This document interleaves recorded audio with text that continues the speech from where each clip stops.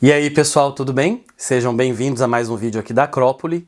Eu sou o Luigi e no vídeo de hoje eu vou falar rapidamente sobre as minhas impressões de leitura desse livro aqui, uma ficção científica, As Cavernas de Aço, do Isaac Asimov, que saiu pela Aleph nessa edição aqui de 2019, com tradução da Aline Storto Pereira.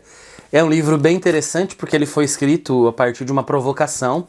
Ele foi escrito em 1954, né? O Isaac Asimov, para quem não conhece, é um dos grandes autores mundiais de ficção científica, e uma provocação que foi feita a ele, dizendo que era impossível misturar a ficção científica com romance policial. Então ele escreveu esse livro aqui. É o primeiro livro que eu leio do Asimov, gente. Eu não li a trilogia Fundação, não li nenhum outro livro dele. Então, para mim, foi uma experiência completamente nova. Tá? E vou dizer já de cara que eu tive bastante dificuldade com o enorme número de informações e lidar com essas informações. Talvez para quem tenha lido outros livros dele, tenha se acostumado com esse estilo e talvez até tenha informações que já apareceram em outros lugares e reaparecem aqui. Então eu não sei nem dizer sobre isso, mas eu senti dificuldade. Mas, no geral, o livro é legal sim, é bom. Panorama dessa história. Tá? É no futuro que é difícil inclusive medir, eu não tenho nem ideia de quantos anos para frente, talvez um milênio para frente. Se passa na Terra, na cidade de Nova York.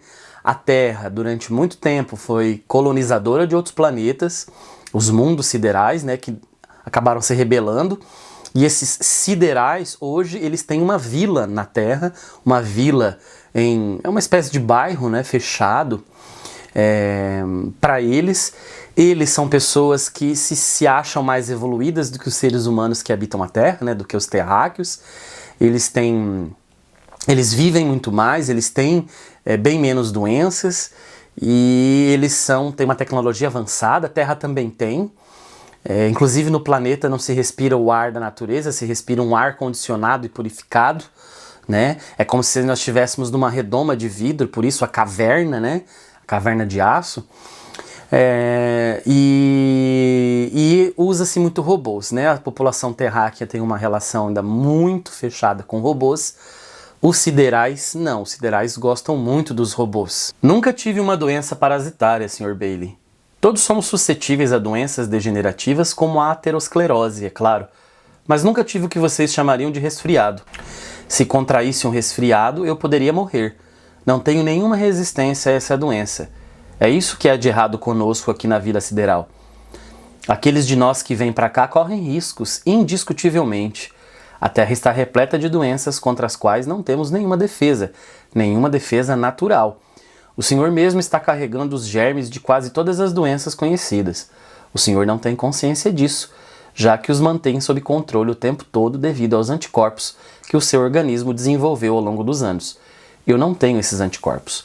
Não se perguntou por que não chego mais perto do Senhor? Essa é a fala de um sideral para um terráqueo. E quem é esse terráqueo? É o Elijah Baley. O Elijah Baley, ele é um investigador de polícia. Nem é o melhor, nem é o mais destacado, ou que tem uma classificação mais alta dentro do seu departamento.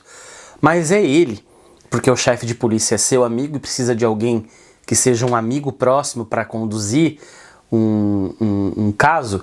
Ele vai ser chamado para conduzir o caso que foi abafado pela imprensa, foi abafado, né, pelo governo, de que houve um assassinato. Houve um assassinato na Vila Sideral.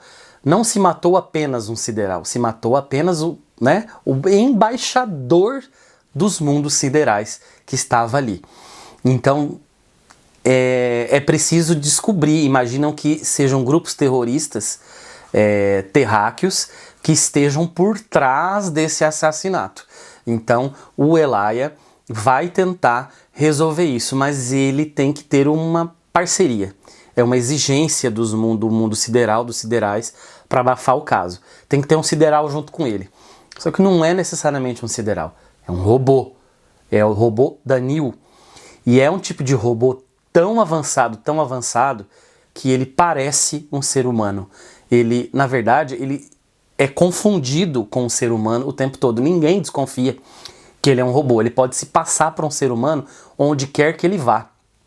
Então, tem essa grande sacada, os dois vão ter que trabalhar juntos. E aí tem um problema, né?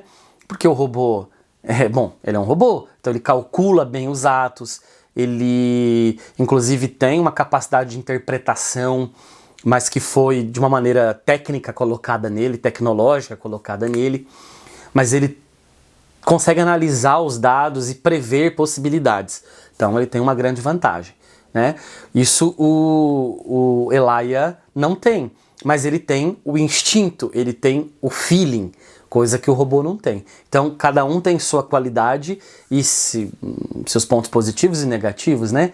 E isso junto, os dois poderiam, claro, trabalhando juntos, perfeitamente juntos, seria muito bom, né? Caso não houvesse um problema do Elijah em relação ao próprio robô. Há uma resistência muito grande e a gente vai ver isso ao longo do romance, tanto que ele muitas vezes desconfia que o próprio robô está por trás do assassinato do embaixador dos mundos siderais. E nessa confusão toda para descobrir quem é o assassino, né, ou uma pessoa ou um grupo, aparecem também o que é chamado de medievalistas. São vários grupos, na verdade, que não tem uma unidade, mas todos eles compartilham a ideia de que tem que expulsar, eles são contra os robôs, eles têm ódio aos robôs, tem que expulsar os siderais da Terra, e a própria Terra precisa se reorganizar e ter contato de volta com o natural. É de pôr o pé na própria terra, no próprio solo, coisa que eles não fazem mais, de respirar o próprio ar do planeta, de plantar, né? Então, assim, de sair das cidades de concreto, com esse ar condicionado, com essas coisas que nos afastam da nossa própria humanidade. Eles são chamados de medievalistas e eles são ali organizados, de certa forma, como uma tentativa de tomada de poder ou de expulsão, etc. Mas é claro que é proibido, eles são considerados terroristas. Há inúmeras viradas de roteiro, então se você tá achando que eu dei algum spoiler aqui para alguma coisa que eu falei, pode esquecer, porque as viradas de roteiro são inúmeras. Você tá achando que uma coisa vira para outra, etc. São tantas, mas são tantas, aliadas a tantas informações que ele vai colocando ali, é tanto dado na sua cabeça, que eu tive extrema dificuldade para acompanhar, às vezes, o raciocínio do Elijah. Porque ele é um detetive brilhante, inclusive, ele se mostra um detetive brilhante, ele vai construindo várias possibilidades na cabeça dele, o robô também, né, para tentar descobrir quem é o assassino, quem é o responsável pela morte desse embaixador. Mas é tanto dado com que ele trabalha, e tanta possibilidade que assim eu não dei conta. E não são só os dados, mas esses dados têm a ver também com a maneira com que essas pessoas agem, né? São informações da sua sociedade, mas também são informações de comportamentos, você tem que interpretar comportamento, cultura, uma outra lógica. É muito diferente do mundo em que a gente mora. Então, assim, eu tive muita dificuldade. Mas a fórmula narrativa funciona e te prende na leitura. É um livro agradável. E o que é interessante é que o Asimov escreve esse livro em 54, falando de um futuro muito difícil, inclusive, de medir, mas que a gente pode, por que não, relacionar com o nosso mundo de hoje, né? Há muito preconceito, né? Ali aparecem sociedades controladoras, governos totalitários, pessoas que, para conseguir tudo que querem, estão dispostas a fazer qualquer coisa, discursos de ódio, tentativa de tomada de poder, resquício de um pensamento colonizador, e também seres humanos sendo substituídos por máquinas, né? Evidentemente que a gente hoje não tem aquele robô como a gente pensou que pudesse haver, né, no dia a dia, aquele robô que simula um humano, que tem braços, pernas, etc. Mas a tecnologia avançou, a gente pode ver em inúmeros setores das indústrias, até mesmo do comércio, às vezes, a função humana sendo substituída por uma máquina, né? E isso é bem retratado no livro. Há pessoas que aceitam bem os robôs, há outras que detestam e acham que tem que ser excluído da sociedade mesmo, que não pode existir.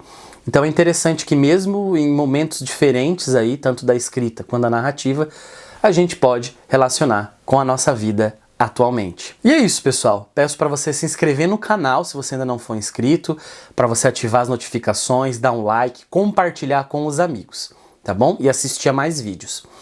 Você pode me seguir nas outras redes sociais, eu faço posts constantes nas redes sociais e também eu peço para que você, se você gostar, é claro, para se inscrever no meu outro canal aqui, o Universo Francês, que é um canal sobre língua francesa. Beleza? Fico por aqui, nos vemos num outro vídeo. Um abraço e até a próxima!